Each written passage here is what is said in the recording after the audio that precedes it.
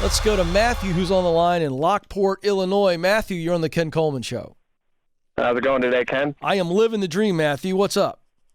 That's awesome. Well, I am as well, looking to make 2020 my year. I love it. I currently work in a sales job, which I love the company, love the people, love where I work.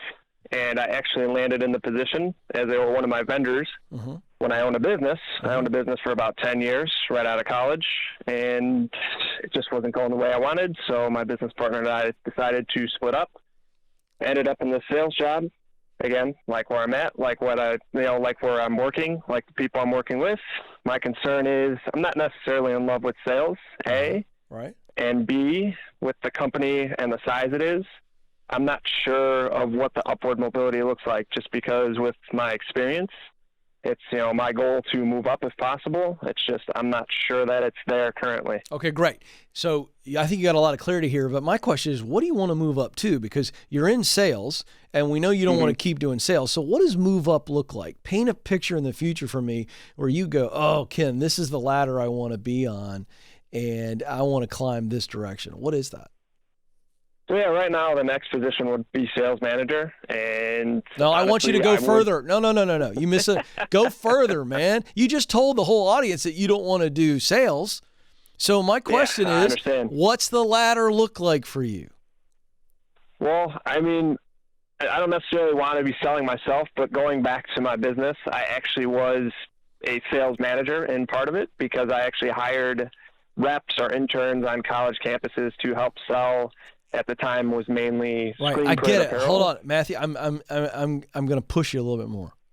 All right. What do you want your future? Take me 10 years down the line. What do you want to be doing? If I guaranteed this future, no risk. That's why I'm on this call. I'm trying to figure it out. I don't have that clarity at the moment. I know you don't, but I think you got an idea, and I want you to just give me a direction. If I could give you this tomorrow, no failure, not possible. You're going to win. What would you try? That's what I'm trying to figure out. All right. Let's break it down, then. Here we go. It's fine. All right. It's fine. Most people can answer that because they'll take a shot. Let's just do the sweet spot exercise. All right. Let's look at what you do best. So if I ask you that, I ask everybody that knows you that. What does Matthew do best? What has he always done best? Comes easy to him. He's got the skill. People compliment you on this. Go. Give me the top 3 or 4. Very analytical. Mm-hmm. And if somebody has a question, I'll go to the nth degree to figure out the answer. Okay, keep going. And I love to dig into research. Hold on. Time out. You went into passion, what you love to do most. I'm going to write it down, but you got to stay focused. This is an exercise, and folks following along at home, you're listening to a guy thinking too hard, okay? And some of you are the same way Matthew is, but he's brave, he's courageous, and because of that, he's going to get clear, all right? So here's the deal. Let's focus. I want only what you do best, not what you love to do. So if you start to hear, well, I like and I love, we'll get to that. I want to know what you do best. Top skills, talents, strengths, go. We know one is analytical. What else? Research. I love research. No, you said it again. Yeah, we know you love research, but we'll say that you're good at digging. Okay, you're analytical, and you're good at digging. What else? I love to help people. Well, you went to love again. People come to me. Oh my gosh, you're killing me today. I don't want to know what you love. I want to know what people compliment you on. What are you really good at doing? Problem solving. Boom! There we go. All right, let's just stop there because honest to goodness, I'm having fun with you, but you got to follow the process, all right? Absolutely. Because we always start with what you do best because that's easier for people to identify. Passion's scary, so that's why I say what you love to do most, to try to trigger some memories, some feelings, okay? So we know that what you do best is you're really good at analyzing things. You're good at digging. So I really see those two things working together, right? You dig into stuff and then you analyze what you find. You following me? Mm-hmm. All right. And then, absolutely. And then you problem solve based on all that analysis. So do you see how those things are just like bing, bing, bing? They really fit. Yeah, and it's all starting to make a little more sense here. Here we go. Now let's go over to what you love to do. We already wrote down you love research. That's on both lists. That's fine. That's natural because, folks, we as human beings don't like to do things we suck at. We just don't, except for golf for me. I like playing golf, and I suck at it. But that's a different deal. There's always bourbon and a cigar involved. You know what I'm saying? Exactly. So, exactly. Yeah. All right. So what do you love to do? When you think of these three questions, I want you to think of passion because you said you want to help people. So there's three questions that help people begin to dig into what makes their heart come alive. Who do I most want to help? What problem do I most want to solve? What solution do I most want to provide? What does that bring to top of mind? In regards to a position? Yeah, no. Stop analyzing. Just answer my questions. What makes you come alive when you're engaged in this kind of work, or you're always fired up about solving this particular people problem or a process problem or a thing? You understand what I'm saying? What do you most want to solve? What problems do you get fired up about solving? Give me something. I mean, I'm just giving a current example of my current job. When somebody can't figure something out and it's brought to me by, another coworker or a manager, and it's just something that somebody hasn't been able to figure out, and it's tough, requires a lot of work, requires a lot of research. I just feel fulfilled when I'm able to take that project and complete it. Okay. Are those generally people problems or process problems? They're typically people problems. Exactly. You starting to see something here? You want to help people. Who do you most want to help? What problems do you most get excited about solving? What solutions do you get excited about providing? Are they people-oriented? Are they systems-oriented? Are they things? You see where we're going here. You're not into technology problems. You don't want to solve technology problems. You like solving people and organizational problems, yes or no? That is correct. So if you are listening to yourself, and I'm writing down everything right here on my moleskin that you just gave us, you're going to use your top talents of being analytical, of diving into problems, researching them, and then coming up with a solution. And you want to use those talents to solve people problems in organizations. Is that true or false? That is true. Oh, look at that. That's the sweet spot exercise. Now, what are all the different ways, positions, roles that you could do that every day, Matthew? You don't have to answer that right now, but you can see all of them. Yeah, that's where I'm trying to get some clarity. Yeah, but don't you have it right now? In regards to an actual position, that's Stop thinking about actual positions. Stop. I'm saying, do you see what your role is based on that? Now that we just described that, I just did a working purpose sentence for you, and you went, yeah, that sounds pretty good. Here's my question. If you're going to pick one word to describe your role based on that sweet spot, what's one word that would describe you if you were doing this all day, every day? Your work was around this role. What would make you feel alive? Describe that role. One word. Oh, I'm having trouble here. I'm not going to lie. Give me a word, man. Oh, man, you're killing me. I'm going to give you a word. I'm going to give you a word right, just to get you started. Problem solver. Okay? Problem solver. Solution finder. I don't care. Do you see the exercise? Solution. See, you like solution finder. Okay, then. So I'm going to tell you something, Matthew. I'm having some fun with you. Went a little long with you, but I'm going to tell you something. You are locked up in your head. You're too busy worried about the title so that you can go to LinkedIn as soon as this phone call is over. Stop! Stop that nonsense, folks. You have got to get the sweet spot figured out, and you've got to focus on the role within the sweet spot. There are multiple jobs, multiple positions, multiple career paths that you can take.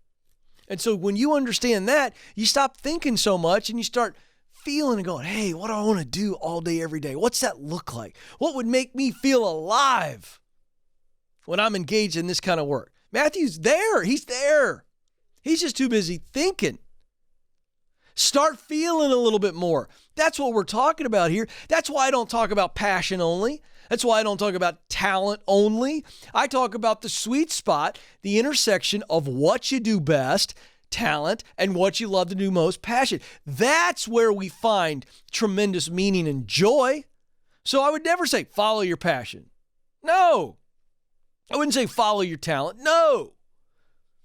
Get in your sweet spot. Find that unique role. Describe it. He just did. Now listen, he can go back and come up with a million different ways to say solution guy.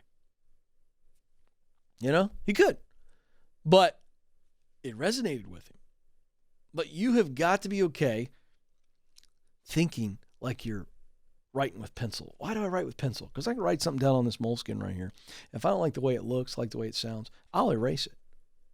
I'll erase it. I don't have to stay there. I can fix it. So that's what you got to do. Stop thinking so hard. Stop thinking so hard. Now, a little bit earlier, we were talking to Jared, and Jared was a guy who really needed to be in stage 3, get connected. Okay, and so we talked about that yesterday, walking through the 7 stages to meaningful work. Stage 1, get clear.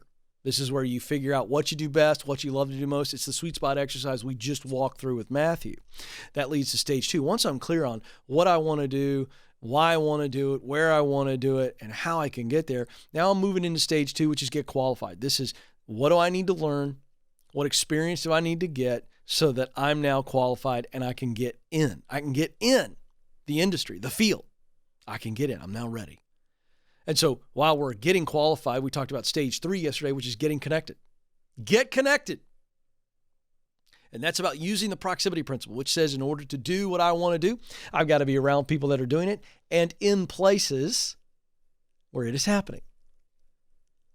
And now that gets us to a point where we're connected and opportunities are coming to us instead of us just sitting around going, well, I hope somebody notices me. When we use the proximity principle, opportunities find you. So if you're new to the show, you want to learn more about it, wrote a best-selling book, The Proximity Principle. You can get it at kencoleman.com. Easy read, 5 people, 5 places that I unveil in the book, that if you're around these people and in these places, you learn what you need to learn, you get to do what you want to do, and you get to keep connecting, which takes you up, keeps you moving up that ladder, if you will, climbing that mountain to that dream job, meaningful work. And you can get that at kencoleman.com. And again, easy stuff. We're going to walk you through practices in the back section. But let's talk about stage 4. So what do I do now that I'm clear, stage 1? I'm qualified, stage 2. I'm connected, stage 3. Stage 4, get started. Duh, right? Get started. Are you kidding me? Ken, seriously? Yeah, because most people, sadly, will spend a large portion of their life in the starting blocks because of fear and doubt. Let's throw another one in there, pride. Let me break this down. Getting started is so important because the first step in any journey is always the most important step. It's always the most important step. And I've got to get out there and put myself out there. But fear of failure, fear of what others will say, fear that it's too late to get started, fear that I don't have what it takes. Okay, that rears its ugly head. Doubt that I can actually pull it off. Doubt that anybody will see what I see about myself. Doubt that there is a customer out there who actually buy what I think I want to sell. And then pride. I don't want to ask for help. I just feel weird asking for help. That's your pride. So fear, doubt, and pride will keep you in the starting block. And what you have to do is go, those are all liars. The voice of fear, the voice of doubt, the voice of pride is a lie. And you hear that voice, you go, wait a second. If it's a lie, then what's the truth? It's the opposite of the lie. And then you just be a big boy and big girl and start walking ahead. Step out of that boat. That first step, yes, it's scary. I get it. And there, you know what? It's not going to be a pretty step. But the reality is, it is a step. And once you step out, you get some forward motion. And behind that, the second step, then the third step, and then the fourth step. So that's stage 4. Get started. Get started. 844-747-2577 is the phone number to jump in. Let's go to Edgar, who's on the line in Rochester, New York. Edgar, you're on the Ken Coleman Show. Hey, Ken, how are you? I'm living the dream, Edgar. What's going on today? Well, I've been listening, watching your video.